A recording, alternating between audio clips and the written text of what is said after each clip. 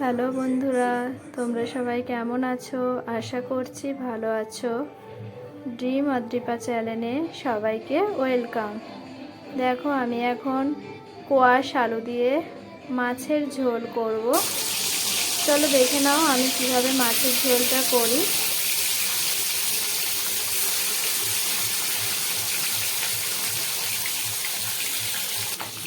মাছগুলোকে আমি উল্টে পাল্টে লাল লাল করে ভেজে নেব। এখনো হয়নি, ওই পিঠ খুব ভালোভাবে ভাজা হয়ে গেছে। একই তেলে দিয়ে দেব কোচানো পেঁয়াজ।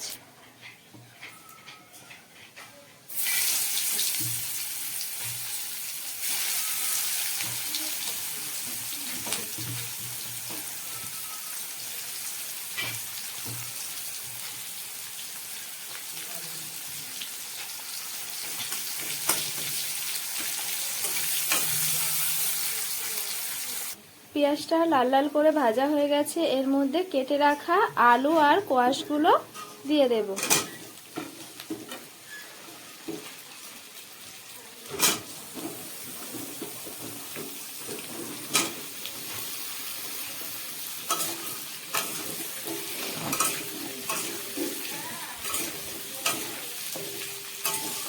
আলু আর কোয়াশগুলোকে বেশ কিছুক্ষণ এইভাবে নাড়াচাড়া করে নেব।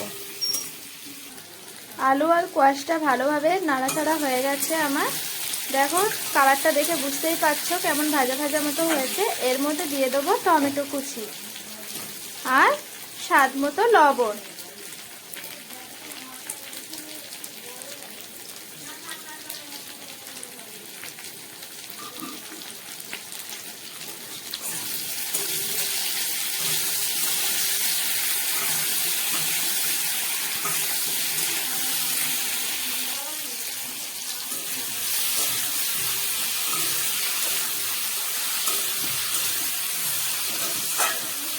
এর মধ্যে চাইলে তোমরা কাঁচা লঙ্কা চিড়েও ব্যবহার করতে পারো। এবার আমি এর মধ্যে দিয়ে দেব আদা, জিরে আর কাঁচা লঙ্কা বাটা।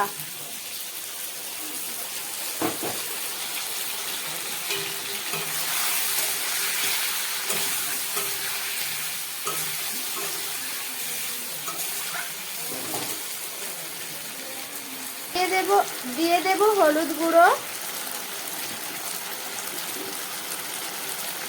অল্প পরিমাণে লাল লঙ্কার গুঁড়ো।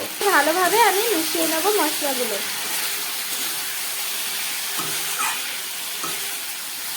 তোমরা চাইলে এখানে জিরের গুঁড়ো ব্যবহার করতে পারো আর লাল লঙ্কার গুঁড়োটাকে না দিলেও পারো।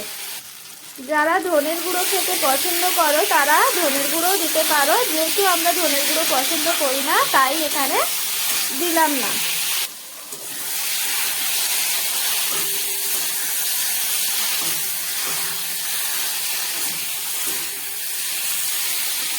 এই সময় গ্যাসের আঁচটাকে লো টু মিডিয়ামে রাখবে, হাই ফ্লেমে দেবে না, তাহলে মশলাগুলো পুড়ে যাবে। দেখো, আমার মশলাগুলো সব ভালোভাবে কষিয়ে নিয়েছি, তেলও ছেড়ে গেছে আর মশলা থেকে সমস্ত কাঁচা গন্ধ দূর হয়ে গেছে। এবার আমি এর মধ্যে দিয়ে দেব গরম জল।